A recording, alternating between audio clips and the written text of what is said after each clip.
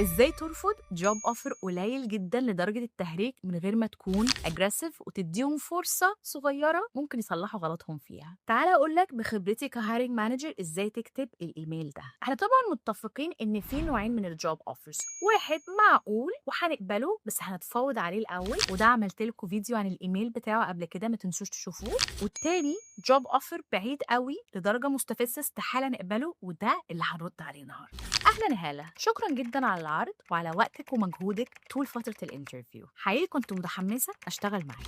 بعد ما فكرت كويس ورجعت متوسط المرتبات اللي في السوق، لقيت إن الباكج المعروضة بعيدة جدا عن الدور ده ومسؤولياته وعن خبرتي. عشان كده للأسف مش هقدر أكمل في البروسيس بناء على العرض ده، بس أكيد هكون مهتمة جدا إن أنا أتواصل تاني لو حصل أي تغيير. شكرا ليك. كده تقول لهم بمنتهى الأدب في الإيميل لأ طبعًا راجعوا نفسكم أوي قبل ما ترجعوا تكلموني تاني. لو عايزين الtemplate دي اكتبوا لي في الcomments إيميل، قولوا لي حابين أوريكم examples لرد على أنهي موقف بالإيميل. Let's Nova Mind.